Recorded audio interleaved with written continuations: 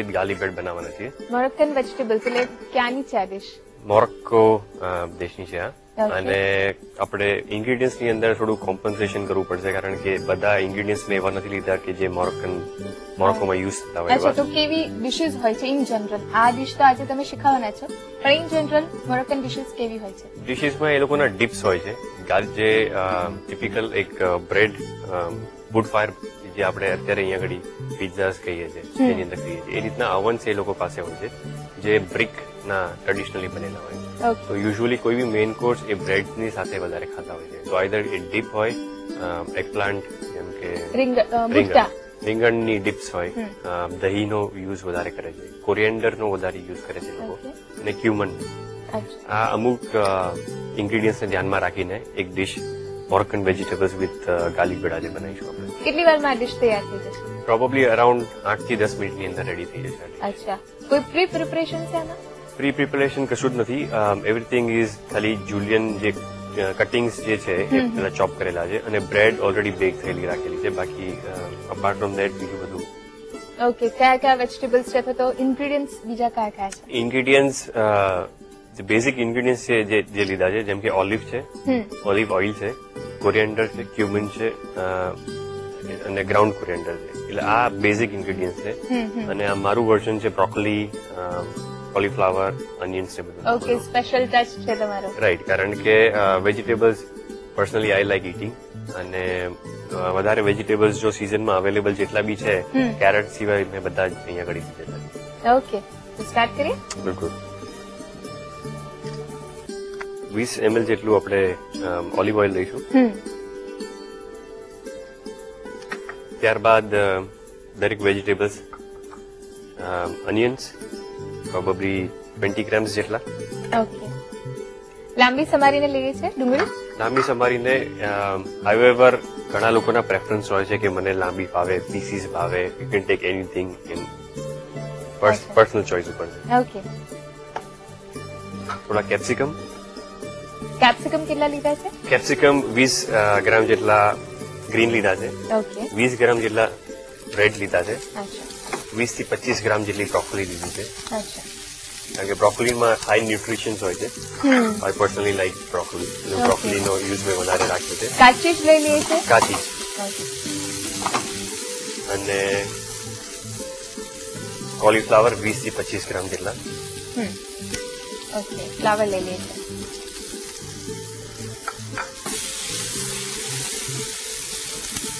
Garlic અને ginger add કરીશું અંદર આપણે.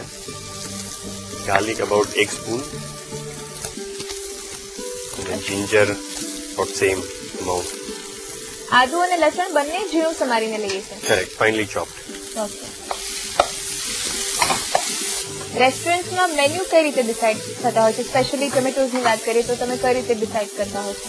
રેસ્ટોરન્ટમાં જે બી જેમ ટ્રેન્ડ બદલાતો હોય, અત્યારે જેમ હેલ્થ કોન્શિયસ લોકો વધારે છે તો એ ધ્યાનમાં રાખીને અમે દરેક 6 મહિને નવી ડિશિસ ઇન્ટ્રોડ્યુસ કરીએ છીએ ટોમેટોઝની અંદર. ઓકે. અને એ પહેલા અમે ઘણું રિસર્ચ અને development R&D we do lot of R&Ds કિચનની અંદર. અચ્છા, કોણ ડિસાઇડ કરતું હોય આ મેન્યુ? એ અમારી ટીમ છે, અમારા management team as well as chefs છે. એ બધા બેસીને ડિસાઇડ કરીએ કે કઈ ડિશ આપી શકાય, કઈ ના આપી શકાય. અને એ પહેલા અમારા જે ફેમિલી ફ્રેન્ડ્સ કે જે રેગ્યુલર ગેસ્ટ હોય એ લોકો ઉપર અમે એક્સપેરિમેન્ટ યુઝ્યુઅલી કરતા હોઈએ કેવું લાગે છે.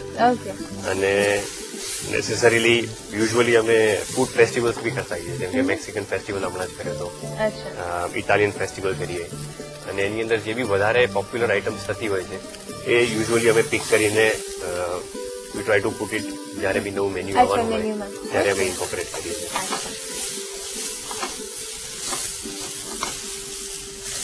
ક્યુમિન 1 સ્પૂન જેટલી. શેકીને લઈએ છીએ જીરું પાવડર? ના. ઓકે. તમે કહો કે મોરોક્કન ડિશિસમાં આનો ઉપયોગ બહુ જ થતો હોય છે. ક્યુમિન અને કોરિએન્ડર નો વધારે થતો હોય છે. આપણે કોરિએન્ડર અબાઉટ હાફ સ્પૂન નાખીશું. ધાણા જીરું લઈએ છે? કરેક્ટ. અને થોડું મરી, થોડું સોલ્ટ. ઓકે. મસાલા ઘણા અંશે ઇન્ડિયન કુઝિનમાં વપરાય છે એવા છે. ઓલમોસ્ટ ઇન્ડિયન કુઝિન સાથે મોરોક્કન વધારે મેચ થાય છે સિમિલરલી.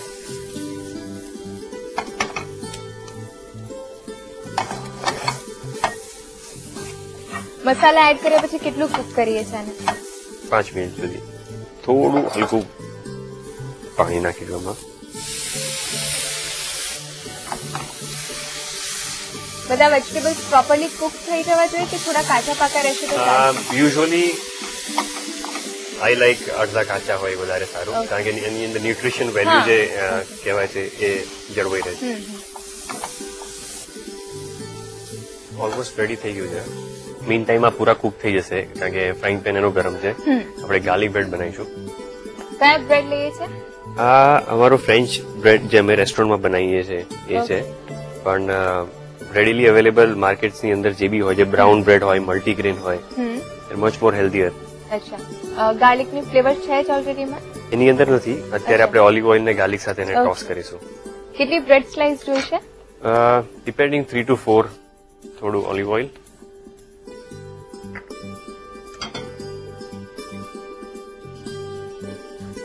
ગાર્લિક,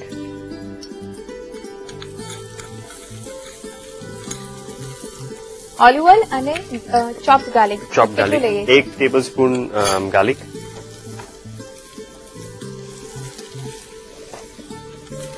સોલ્ટ ને paper,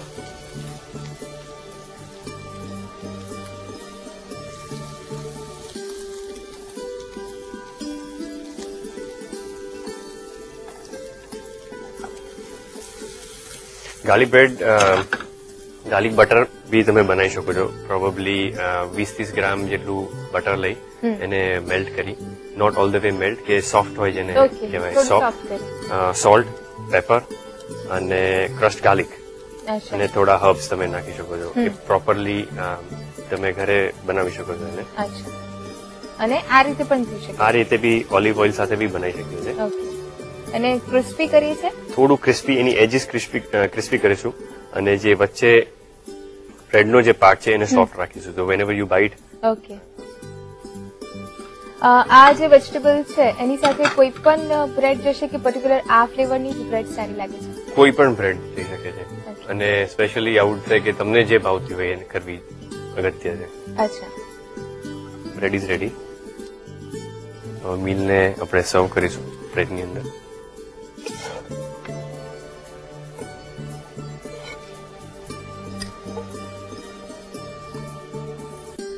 olives, carrot julienne, okay, અને કોરિએન્ડર અને ગાર્લિક બ્રેડ.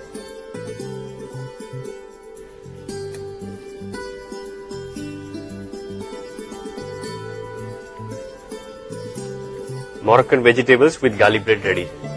એની સાથે બીજું શું સર્વ કરી શકીએ? એની સાથે તમે સ્ટર ફ્રાય રાઈસ કરી શકો, તમારું પોતાનું એડિશન.